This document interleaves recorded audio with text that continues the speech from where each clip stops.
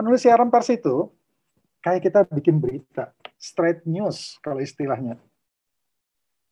Jadi kalau di dalam produk jurnalistik, straight news itu atau menulis berita 5W1H itu kasta paling bawah. Maaf saya bilang kasta paling bawah. Karena apa? Iya, itu menjadi pengetahuan dasar yang harus dimiliki oleh setiap wartawan, oleh setiap jurnalis. Kenapa harus menulis berita? Karena berita itu yang paling gampang untuk dipahami, menyampaikan informasinya ke publik. Apalagi sekarang di era digital ya. Semua orang tuh udah ramai-ramai berduyun-duyun ke platform digital. Buka online misalnya. Buka Republika online. Lalu mereka tuh panjang sekali nulisnya, nulis kayak drama Shakespeare gitu ya. Wah, penuh dengan luka, penuh dengan perasaan yang macam-macam begitu. Males tuh orang. Ini maksudnya opo iki katanya kan.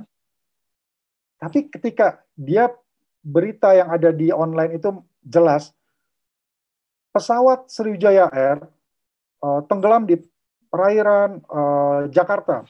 150 orang penumpang tewas. Nah, itu dijelas, clear. Nah, itu yang dinamakan berita. Ya, teman-teman paham ya?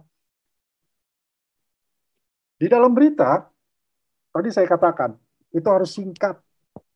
Bahkan kalau kami di online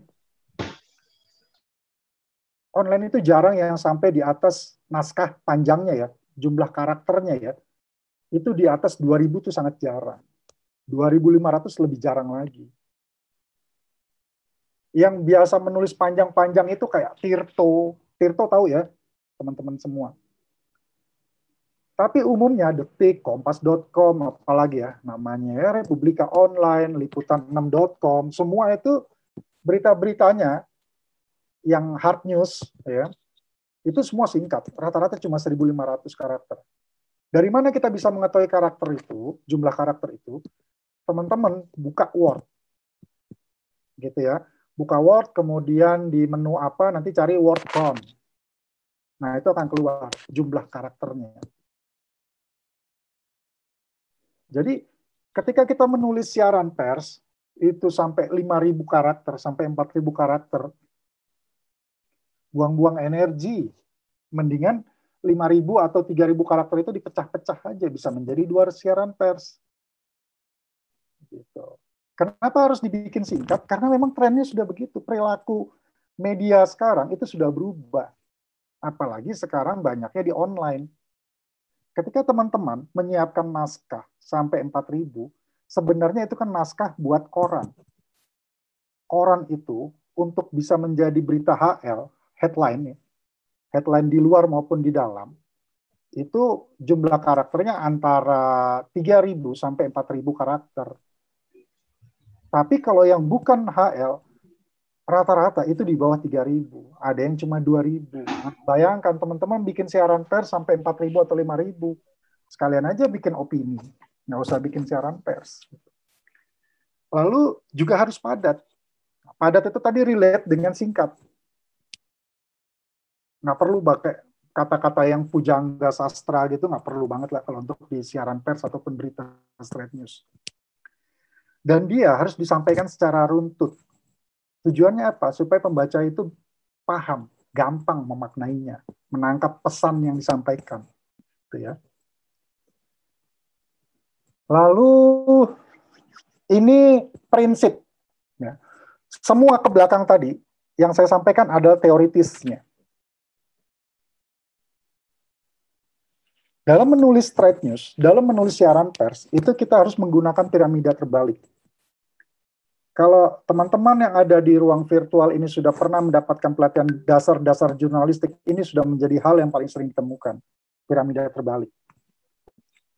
Apa sih piramida terbalik? Piramida terbalik itu, semua hal yang paling penting, itu taruh paling atas. Itu dua paragraf atau 3 paragraf pertama.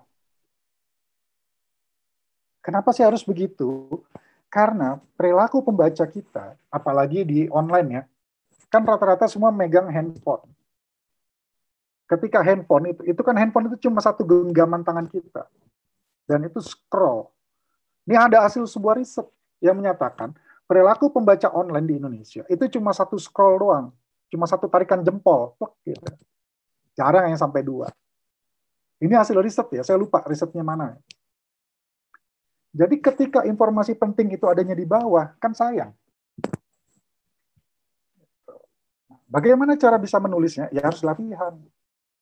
Karena menulis itu bukan teori, menulis itu adalah praktek. Lalu berikutnya, di sana ada namanya tubuh berita, ya, tubuh tulisan. Nah, ini untuk melengkapi informasi yang sudah ada di atasnya. 2-3 paragraf di atas, sisanya itu adalah tubuh berita. Di bagian paling bawah lagi sifatnya mendukung. Teman-teman tuh harus bisa memahami mana bagian-bagian yang penting, mana yang bagian biasa-biasa saja, dan yang sifatnya pendukung. Kalau saya dulu, ketika awal-awal menjadi jurnalis, saya itu suka memberikan poin-poin dalam catatan, gitu kan? Oh, si Fulan ngomong ini nih, gitu. Lalu datanya begini nih, gitu. Kenapa? Dengan saya memilah dalam bentuk pointers-pointers itu untuk memudahkan saya menyusun berita. Kalau orang yang udah terbiasa menulis, dia udah paham nih, melihat, seret, didengar, sebentar, udah bisa bikin beritanya. Nah, untuk teman-teman yang masih banyak harus berlatih, saran saya sih sebenarnya catat. Karena mencatat itu bagian yang paling gampang memahami dan memaknai apa yang kita dapat informasi itu. Ya. Jadi menulis berita itu, menulis siaran pers itu sama seperti kayak kita menulis berita. Konsepnya piramida terbalik. Ya. Berikutnya, apa yang harus dilakukan dalam menulis berita? Sama kayak tadi. Harus punya tema. Temanya apa gitu. Tani Center bikin kegiatan menulis, tentu kan punya tema. Relate nggak sama temanya? Nah, itu tinggal kita pandai-pandainya mengelola. Ya. Jadi, setelah kita pandai memilih tema, lalu kita mulai memilih judul, membuat judul, kemudian membuat lead. Dan pada akhirnya kita harus bisa menyusun tubuh berita secara runtut dan ditutup oleh sebuah kalimat penutup. Gitu. Saya akan lebih senang nanti kita banyak sharing pertanyaan-pertanyaan. Gitu ya. Ini contoh dari materi siaran pers yang tadi sudah saya sampaikan.